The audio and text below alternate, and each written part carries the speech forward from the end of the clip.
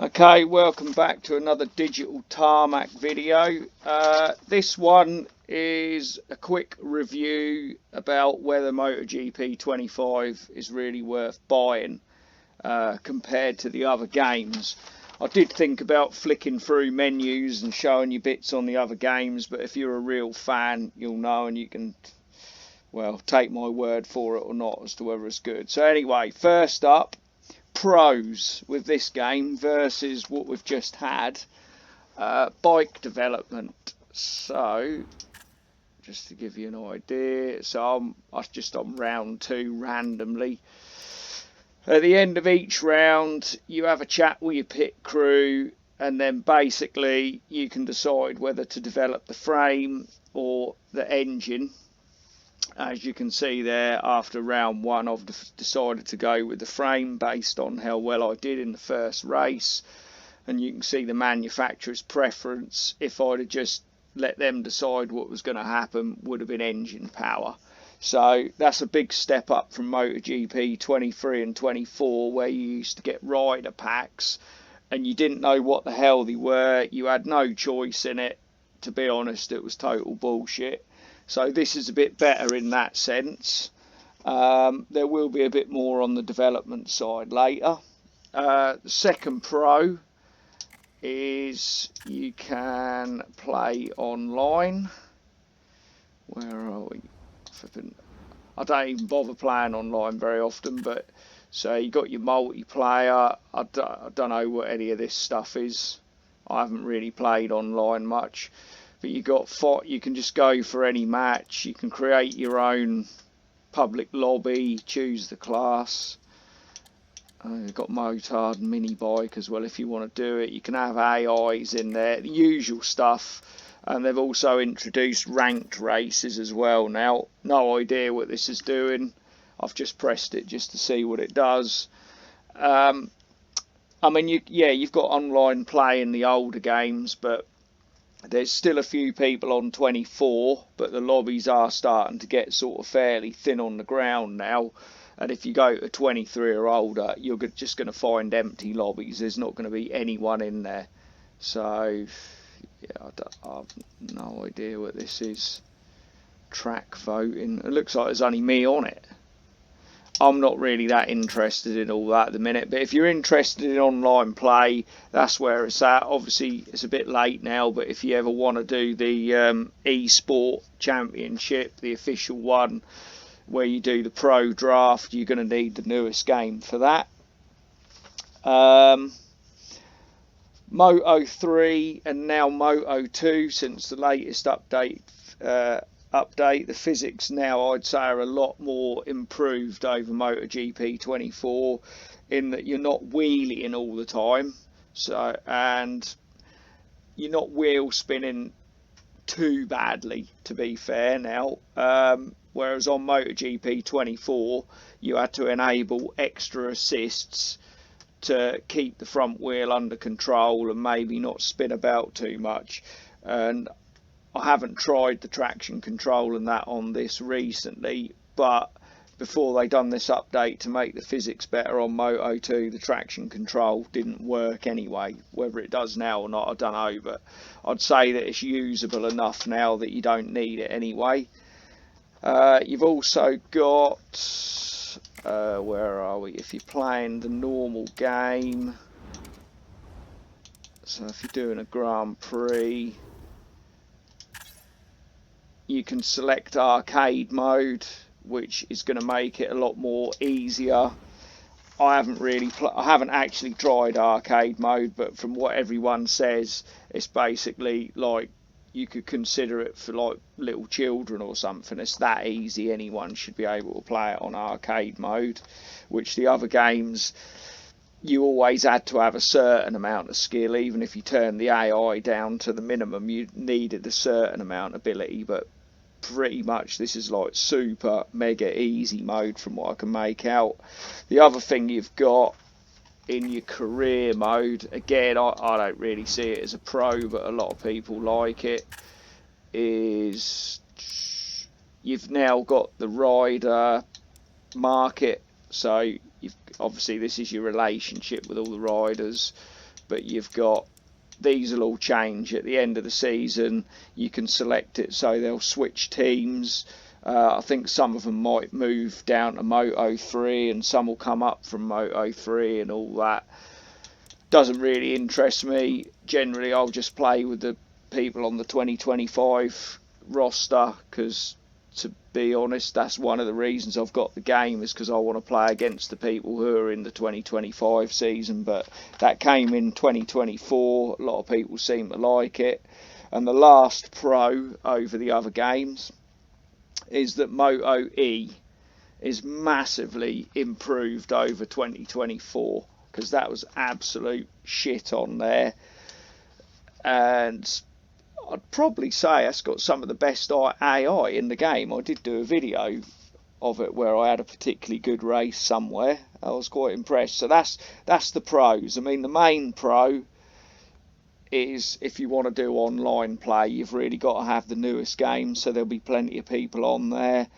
And obviously if you want to play with the latest bikes and have the latest graphics and all that. Actually, another pro I did miss is if you go into your settings on video, this game's got NVIDIA DLSS capability. I don't think 24 had that.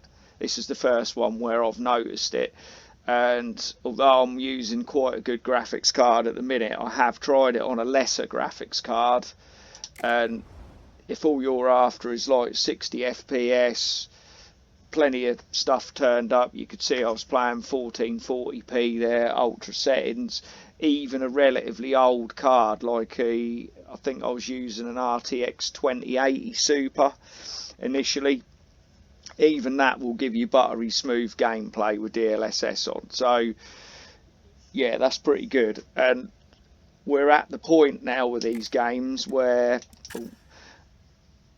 on the PC it's definitely better than the console, because I've got 24 on an Xbox Series X and you'll get frame drops and stuff on there, whereas with this, especially with DLSS on, and the TV I've got as well, as only a 1080p 60 FPS. Literally with this you can run 1440p, have everything whacked up, and even with an old RTX 2080 that's going to do 60 FPS buttery smooth regardless of how much you throw at it, as long as you've got a decent CPU. So I think we're kind of hitting the point now with games where a PC is starting to give advantages over having a console. Right, on to the cons. Moto 3 bikes are too fast, basically. If we go into my time trial results, I mean, I'm not top of the table there by any means, but I'm fairly sure, I don't know if this one's the same off the top of my head, but generally speaking, I'm literally 1 or 2 seconds faster than what the real life world record is. And trust me, I'm not that good. I can get a bike set up, but in terms of my actual skill of playing the game, I'm not the greatest, and I'm getting stupidly fast lap times in Moto 3. So that is a bit of a con. I'd rather they'd have not made the bikes like too fast, because they wouldn't have improved in real life that much over the course of 1 year. I'd already said about the extra assists like the traction control and anti-wheelie not working, which was a big downside in the Moto 2 until recently when they've made the physics better, so that's not really a con now. The flat track, motard, and what's the other bikes you got? Pocket bikes or whatever the hell they are. Mini bikes. To me, they're just pointless. The only time you're going to want to play them is when you're playing, hang on, if I go career, you see where it says physical fitness underneath where it says pro and reputation points. If you don't play the motards and mini bikes or whatever, I think you get to choose every so often. There's a round. I always choose the motards, mainly because I've raced supermoto in real life. Basically your physical fitness will drop off, which I'm guessing in career mode could well affect your race performance. So that's you're going to have to play them if you want to, in the career mode every so often, if you want to keep your performance reasonable. But personally, I don't think they add anything to the game. You've got 3 tracks, you can't adjust the bikes. It's like if you want to flip a motocross game or motard game, just go out and buy a motard game. I think that's just Milestone just trying to add some sort of novelty instead of features that actually make the game better. Another fault which I really don't like, and this came in 23 and was also in 24, is when you're,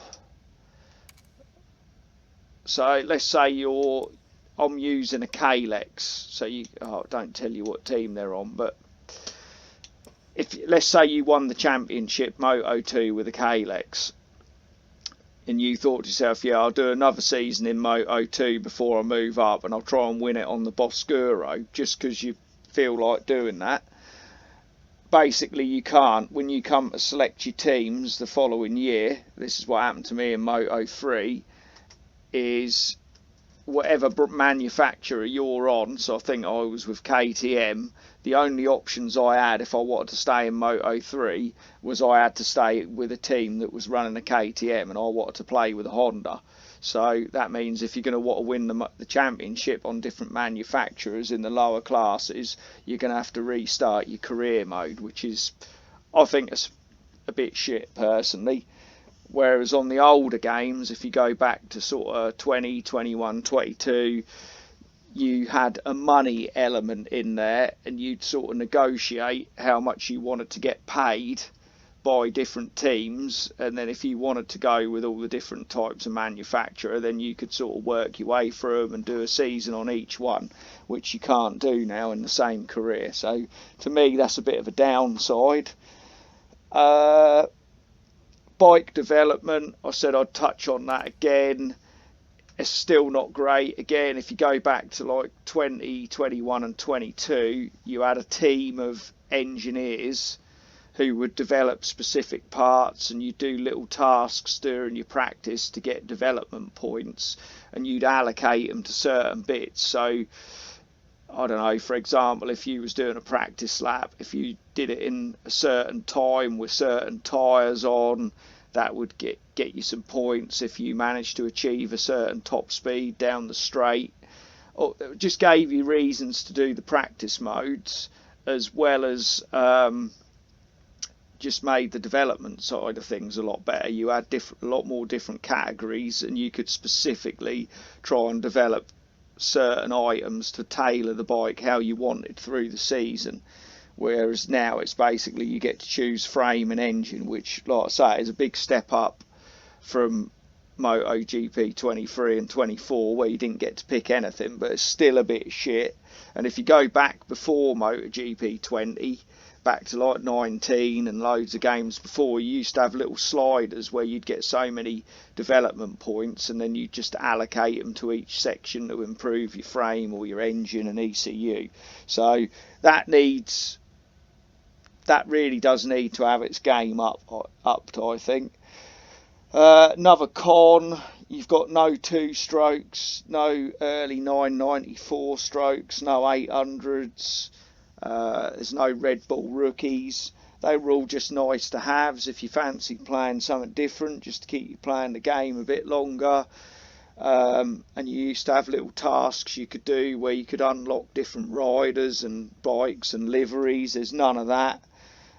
Particularly in MotoGP 22 as well, you had the 2009 season, so you had all the 2009 bikes and teams which you could play as a season, or you could unlock them and do stuff like an 800 GPs or time trials or whatever. And you also had little you kind of had a thing called where you went through little tasks where you had to finish within a certain position racing against another rider, and that would sort of get you on to the next round. So it sort of relived the 2009 season from different riders' views, and that was a really nice touch, which is missing. They ought to bring something back. I think personally 2015 would be a good one to see on the next one, especially as Marc Marquez is highly likely to win the title this year. I would say that'll make him every bit as much of a legend as Rossi. And 2015 is sort of that memorable season for right or wrong reasons. So yeah, that's something I'd like to see, where they just feature a certain season. Even 2006, that was an epic season with Nicky Hayden, and that went right down to the wire. That'd be another good one to have in there. Another thing what they could do with adding, which they've never had on any MotoGP game yet, but I like doing hot laps and setups. So for me, if they could do a leaderboard for wet weather on each track, that'd be a nice addition. I don't think that'd take that much to put on there. It's got the media board on it. Where is it? Oh, I don't know where you even find. Oh, media wall. I mean, this is just a load of bullshit. It's been crap from the word go. Basically, when someone messages you, you get two options. You pick the first one, you'll get a little green arrow, which means you're basically more friendly with them. You pick the second one, you're going to get a red one. So, and supposedly it affects how they race with you on the track. But to be honest with you, it's more of a case of when you're on the track, as a lot of the previous games, if you start barging people around a bit, they're going to come right back at you and do it back to you. So I don't think it I just think it's pointless as shit. Other thing what they could put back, which was in MotoGP, I think it was in 20, definitely in 21 and 22, where you could manage Moto3 and Moto2 teams once you'd sort of gone into the high. I think once you got to the MotoGP class, so you choose your riders, pay them X amount of money, put some of your money that you'd earned from racing into developing the team, and then you could earn money from it and win championships. So that was another nice touch to keep you playing, because you wouldn't usually be able to manage a race team and win the championship first time out, so you'd have to do a couple of seasons at least to win a championship. There was something else I just thought of what they could do with changing, but I can't remember what it was. But anyway, yeah, so the long and short of it is the game is worth having.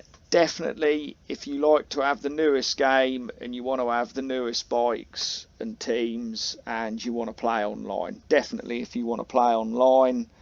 And I do think the Moto3 and Moto2 bikes are the best there's been for quite a while as well, because normally you'd have to add loads of traction control and that, or they'd just be spinning and that everywhere. The main MotoGP class to play, I'm not really sure it's any better than MotoGP 24, if I'm honest, or the last few games. Probably better than 23. 23 is my least favourite of all the games for different reasons.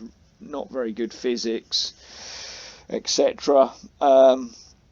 So yeah, if you want the latest bikes and the latest game, it's worth it. Personally, if you're already that sort of person, you'll have already bought it.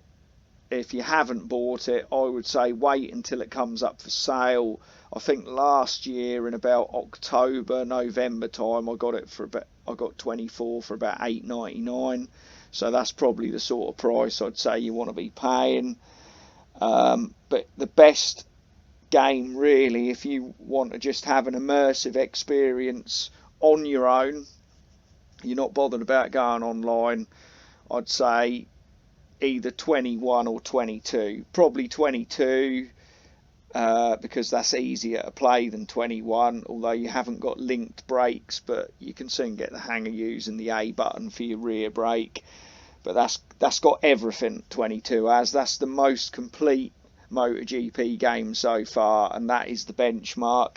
In terms of physics, I'd probably say 21's the best one, although if you go sort of, a rider comes on the outside here and you touch them on the inside, you will come off straight away. That was the only downside. And the other thing I did want to mention, I've remembered now, so when you go on to your difficulty, you can choose, obviously there I'm on 88, or you can have it on enabled. I haven't really played it on enabled, but from what I can make out, it's probably either going to be really hard or really easy when you first do it, and then it's kind of going to increase and lower the difficulty as you play, depending on how well you do. So you're probably not going to win a title easily unless you're really good. If you use the difficulty where you move the slider, believe it or not, there is still a certain amount of adaptive difficulty there. And if you look back, I think from MotoGP 20 onwards, there has been a certain amount of adaptive difficulty, because even I've had it where I'll lower the difficulty to redo a race because I haven't done as well as I wanted, and literally it'll be even harder. And likewise, I've increased the difficulty because I've been winning too much, and it ain't been any harder at all, not for a round or two. So there is a certain amount of adaptive difficulty within that setting there, because I've literally played, I think, some races on 24 where I've put it on 120, and I've not won, but I've perhaps been like top 6, top 7. So, and as somebody who plays around the 90 mark for the most part, that's, you know what I mean, there's not that much difference there. That's adapting, or it's doing something. So anyway, I hope that helps anyone who's looking to buy the game. Let me know if there's anything else you want me to do a video on. Someone suggested that I do a video about braking, which I could do, but I don't really know what I can tell you that no one else has. I mean, you can change the size of your brake discs, you can use your 4 fingers or 2 fingers in your riding style, which will make a difference, but a lot of it's just flipping trial and error, working out what works best for you. Anyway, thank you very much. See you on another one.